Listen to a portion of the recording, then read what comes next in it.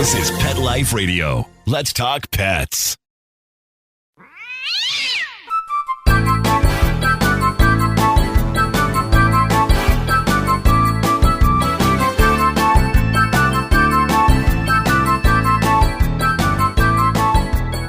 Hey, cat lovers! Welcome to 9 Lives with Dr. Cat. I'm your host, Dr. Catherine Prim, and I'm a small animal veterinarian and cat lover. Today is a really special day because I have a special guest with me, Jackson Galaxy of the Cat from Hell fame and some really cool other things that I'm going to get him to share with you. We'll be right back with Jackson Galaxy right after these messages.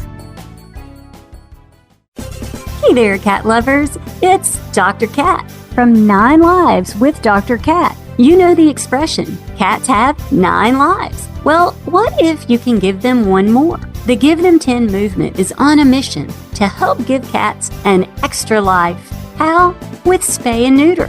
Spaying or neutering your cat helps them live a longer, healthier life, and it helps control free-roaming cat populations too. Learn more about the benefits of spay and neuter and meet Scooter, the neutered cat, at GiveThem10.org. That's GiveThem10.org. Let's Talk Pets on PetLifeRadio.com.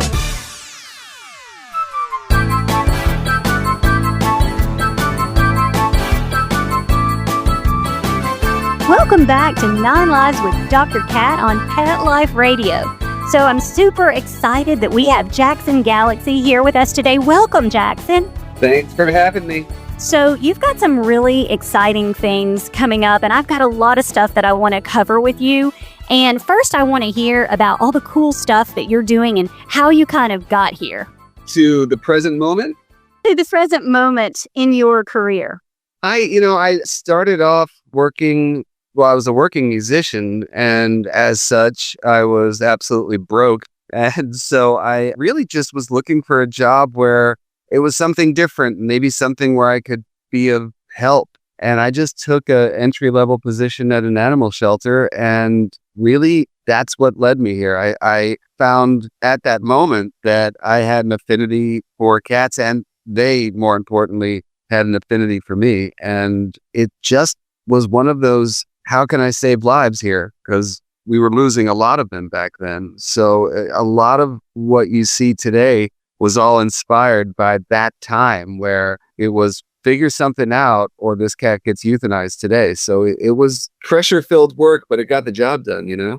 Well, so I agree with you, and I kind of like cats myself, and I think we've come a long way as an industry and as a world in doing better by cats and understanding cats a little more.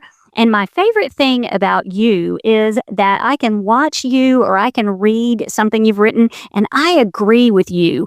And what does that say about me? That I like people that I can agree. I'm with you. But you know what's interesting is that I think that we have come an incredibly long way.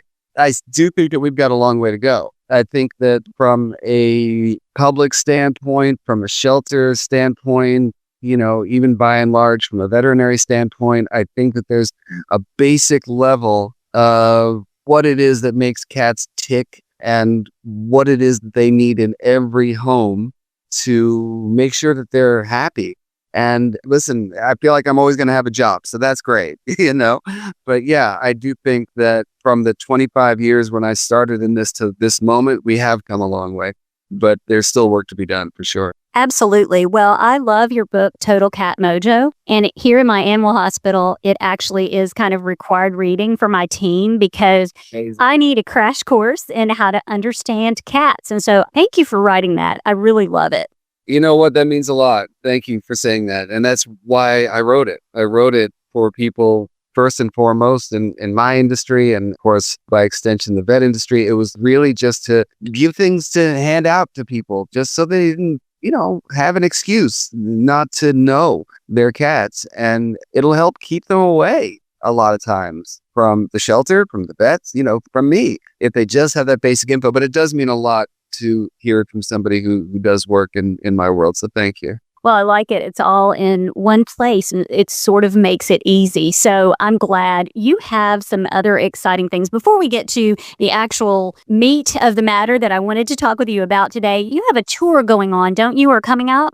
Yeah, we have a 16-city tour coming up, and it's called Total Cat Mojo Live. And it is a lot of it is the stuff that's in the book. It's about trying to get that basic hook into what your cat's world is about, but it's also entertainment. It's not just me standing up on a stage doing a PowerPoint. It's a lot of moving around, animations, music, puppetry even. I mean, whatever that's going to turn this into a party is what I'm doing. So it's not what you expected, but yeah, 16 cities. That is awesome. Well, you know what? I think that every day in my interaction with clients, if I can make it fun, and I can make it interesting, they're a lot more likely to listen to me. So I applaud you in your efforts there. Yeah, I'm telling you, I mean, as adults, we're not that far away from being kids. And if we can make it into a pop-up book instead of a textbook, all the power to us. You know what I mean? I constructed Total Cat Mojo with a lot of pictures for me because I hate reading books. You know what I mean? I'd love to be entertained. I shouldn't say that as an author, but yeah. Well, and some people learn differently. So not everybody can read text and get the point, but if you throw in other things, I think you reach more people. So I want to reach a lot of people. I have a lot of listeners here on 9 Lives with Dr. Cat, and my goal is to educate people about things they might not have thought of about who their cat is and things in their home that might be good or might be bad. And this particular show, I wanted to kind of touch on some winter things that we might need to know about cats. So some things in our homes that maybe could be better or are of risk to our cats. Any tips that you could maybe share with my listeners about wintertime and holidays? Can you come up with something? Well, there's a lot of stuff. I mean, first and foremost, I think one of the biggest things that we tend to forget about is cats and Christmas trees. And that is something that you got to think about. I mean, and I know this is a very unpopular view, but if you got a house full of cats, you might want to think about a fake tree because the attraction of the actual tree to a cat is kind of tough to avoid, and I get a lot of complaints about trees winding up on the floor and delicate ornaments that are on the floor. And also it's dangerous for cats to drink the water that the trees are planted in. It's just a whole lot easier. But there's a lot of small things. I mean, and here's the thing. When it comes to Christmas, when it comes to decorations and flowers and, all the things that make the holidays for you, if you have animals in your home, everything needs to be looked at under a microscope. It's like having babies in the house. You really have to think about all those things. So that's one of the most common things that I hear about. Beyond that, it's having as much daylight coming into your home as possible is really a great thing for your cats and, by the way, for everybody else. But because the days are shorter and cats thrive on following the sun around your home, they're like little sundials.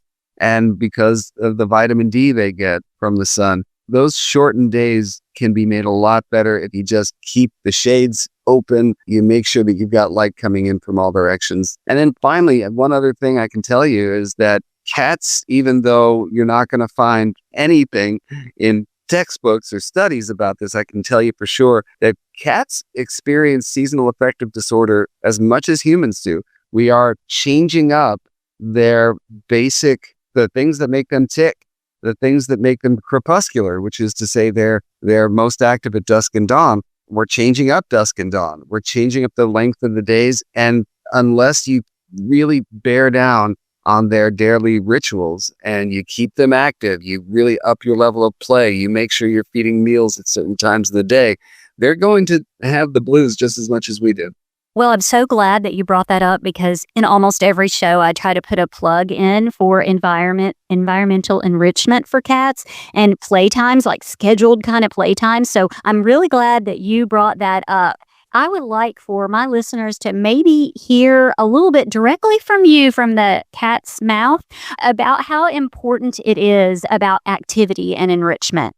I mean, I think the first thing you hit on, Dr. Cat, was the importance of what I call the 3 R's. And that is routine, ritual, rhythm. That you build a day for your animals very similar to yours. I mean, our days, we don't live in anarchy. We wake up, we do our thing, which is maybe we wake up, we shower, we drink our coffee, we eat a little bit of something, we get the house ready to go, we get dressed, we leave. And that level of predictable everyday bang that happens to us, and then the lulls that happen during the day, and then up again, then down again. We have a rhythm to our day, and our animals need that same rhythm. So when we're talking about meal times, which I think is crucial to sort of end the epidemic of free feeding, and also playtime that leads into mealtime, these are really important things for your cats. What I say over and over like a broken record, if you have a dog, you have a collar and a leash, and you take them out for a walk. You do it every day. They expect it. The same goes for interactive play for cats. It's not a luxury. It's a necessity. Oh, I'm so glad you agree with me again. So I'm all about the meal times because I think that it is not natural for cats to have somebody just set a plate in front of them with their meal right there. So yes, I love that. Yay.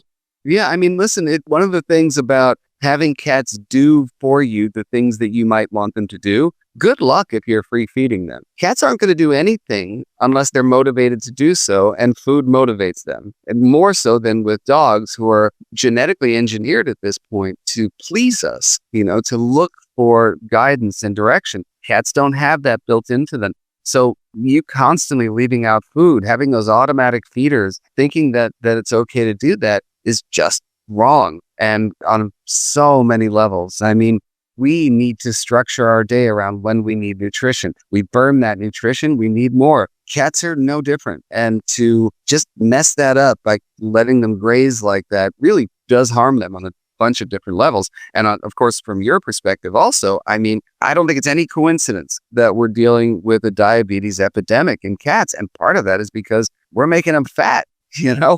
We're just feeding them constantly, and they're just not built to do that. Well, I agree with you. And I tell people all the time, boredom eating is a thing. It's a thing for me. It's a thing for everybody. And it's a thing for your cat. So they need to kind of work for their food. It's more natural for them. So I know that you agree with that. So I'm excited to highlight that. I actually, back to what you said about Christmas trees and Christmas ornaments, I've actually had to remove a Christmas ornament from a cat's intestinal tract before. And I didn't know it was a Christmas ornament until it came out and we cleaned it off. And we were able to tell what it is. So you're right. If you have cats, it changes what you can have at Christmas. And just think about every aspect of it, even the ribbons that you hang from the trees, or maybe you even hang your ornaments from. Those ribbons, I'm sure you've dug plenty of those out of intestinal tracts before. It really does come down to everything in your home. Just like you would childproof, you got to cat-proof. I think people forget all the electrical cords that Christmas things come with, and the extension cords and stuff. That's pretty enticing to cats too. And very easy to take care of. I mean, there are a few very simple things that you can do. You just go on Amazon right now. There are wire covers. There are hard plastic covers that you just run your cords through. Boom, you're done. And on top of that, if they're still trying to chew at it, spray bitter apple on top of it. There are little gauze tapes that you can get that you wrap your wires in that are bad tasting and will keep your cat away. There's a lot of things that you can do that are not a lot of work, but it's a lot more work to take them to the emergency room. Right. So I think it's all about finding alternatives and finding little things to make this easy so you can enjoy the holiday, but so can your cat. Absolutely. I mean, it's incredible how many things, if you really take a critical eye to it, how many things can hurt your cat around holiday setups. It's incredible. I mean, we haven't even talked about the pine needles. I mean, those little needles. I've got a 3-month-old kitten in this house, 4-month-old kitten. He wants to put everything in his mouth, everything, including my dog's snout, which I have to start train him out of. But I mean, pine needles are weapons. They're dangerous in the mouth of a kitten. Let's take a quick break. We'll be right back. Pet Greens is proud to support 9 Lives with Dr. Cat on Pet Life Radio. Our small family farm produces live organic cat grass, catnip, and soft chew treats packed with green nutrition to help your pets truly thrive inside. We're partnering with pioneer cat behavior expert and best-selling author Pam Johnson Bennett to help indoor cats live their best lives with indoor enrichment tips for their parents. Anyone who knows me knows I am a very strong proponent for cats being indoors. But when we bring cats indoors, where I feel it's safest, we have an obligation to make sure they have a fulfilling life, that they get enrichment. And part of that enrichment is encouraging health. And a big part of that health is cat grass. Cat grass helps with the prevention of hairballs. It can help keep your cat away from houseplants. It's also fun for your cat. It's a natural behavior that your cat wants to chew, and you know that you're providing it in a safe way. For more information on the benefits of cat grass and catnip for your cat's indoor enrichment, visit petgreens.com. Let's talk pets Let's talk pets on Pet Life Radio. Pet Life Radio. PetLifeRadio.com.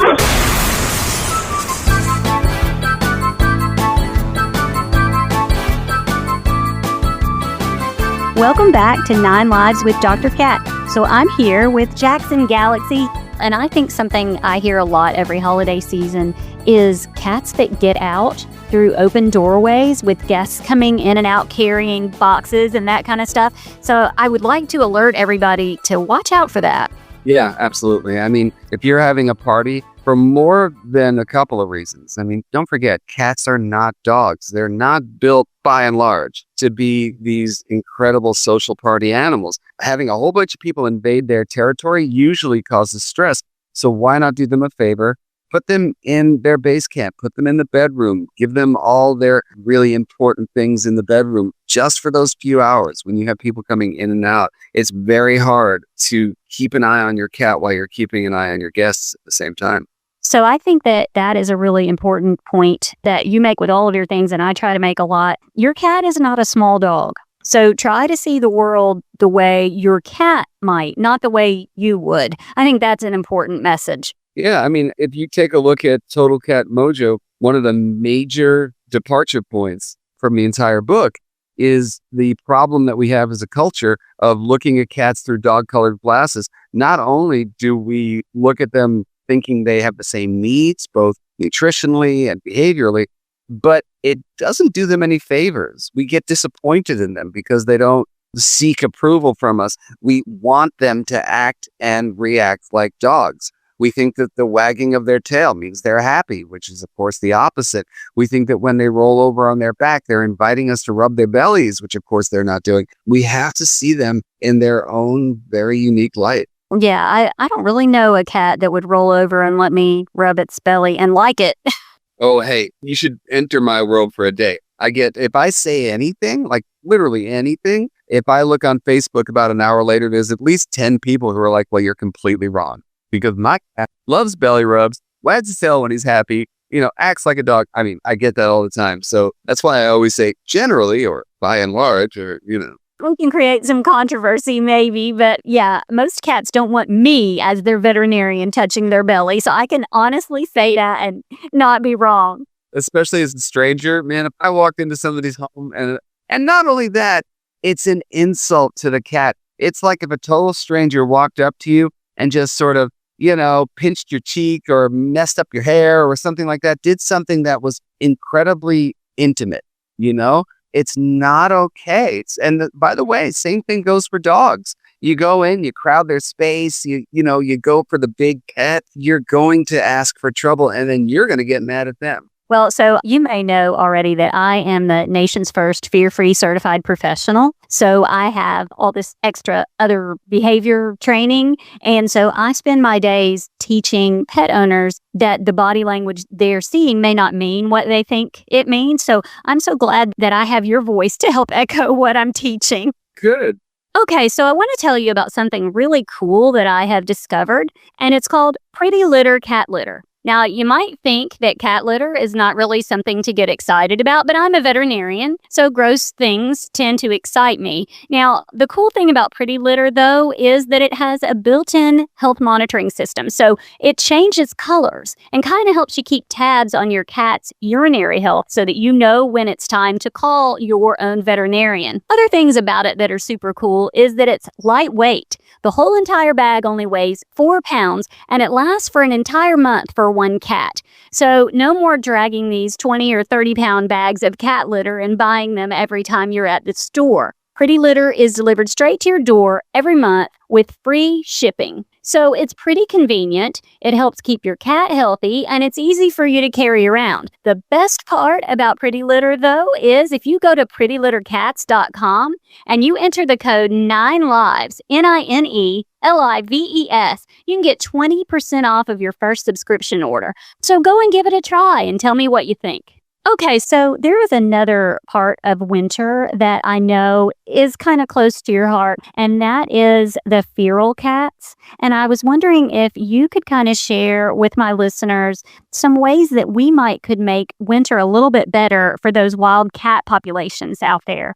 Well, I mean, I think, thanks for bringing that up. And yes, the world of community cats is something that I'm pretty deeply involved in. And as a matter of fact, we just aired the season finale of My Cat from Hell, where we went into Philadelphia and spent a large amount of time trying to help educate and help the community cats of Philly. And that really opened a lot of people's eyes to the cats that in your neighborhood might be completely invisible, but they're there in every city, in every town, in the world. We have feral cats, and they deserve our love and our attention and our protection. And really, the number one thing you can do, whatever the season is to embrace what we call TNR, trap, neuter, return. Basically, there are groups in every city that go out there, trap these cats, neuter them, put them back out to their colonies so they don't reproduce. But then we also owe it to them to maintain those colonies, to keep an eye out for them, to see if there's goopy eyes out there or drooly mouths because their teeth are so bad, so that we trap them again and get them to the vet. But, in the wintertime, and of course, depending on where you live, but in cold weather, it's very simple to build them little houses. And those houses consist basically of those Rubbermaid containers, that sort of coolers that you can cut a hole out of. You can line it with styrofoam, put some straw in there to keep them warm. And that's where you put the food in, and they can stay warm all winter long, because it can be really brutal in a lot of places. And you can't assume that those cats can stay warm. And we found that out the hard way before. So those houses are a real easy way to do it. You can find out how to build those houses at places like alleycatallies.com. My good friend Hannah Shaw, the kitten lady, has a tutorial on her website how to deal with that. So there's a lot of places to learn. It's very simple, and you can do a huge favor for your community cats. Well, I think the cats are out there because of people, and so we owe it to them. Right. We created the problem. Yeah. So there are throwaways. Yep. It's our problem. And so if we can make it a little bit better. So that's a great idea in an economical and easy way. I appreciate you sharing ways to find out a little bit more about that too, because I would love for all my listeners to make that sort of a wintertime project to provide shelter for some of our feral cats out there. Yeah, I think that really it's a simple question that we need to ask ourselves. Is our love for cats dependent on the walls within where they live? Meaning, you've got a cat probably right outside your home that lives in the street under your car. And just because they're out there, it's still your community, which makes them your cats, and they deserve your love. Well, amen. That's wonderful. So this has been so awesome to talk with you today. So possum to talk with you today. And I really appreciate your time. I'm pretty excited about your tour. I encourage all of my listeners to go to jacksongalaxy.com to see if he's going to be in a city near you, because it sounds pretty awesome. Thank you so much for saying that. And yeah, folks, I would get on it. A lot of cities are actually sold out at the moment. We also have sort of VIP meet and greets before the show. Those are selling pretty quickly too. So yeah, get on the website and get your tickets. Well, that is excellent. So I would love to thank all of my devoted listeners, because this particular show was just named to the top 10 podcasts about cats by petslovebest.com. So I was really pretty psyched to get that reward. And I'd like to thank our awesome producer, Mark Winter, and most especially Jackson Galaxy for taking time out to educate us about some wintertime safety tips and cat loving tips today. Thank you so much, Jackson. You're very welcome, Dr. Cat, anytime. And if you listeners would like to find me, of course, I am out there on Facebook, Catherine Prim, DVM, and a lot of other social media. And I want you guys to all go out and have a perfect day. Let's Talk Pets every week on demand, only on PetLifeRadio.com.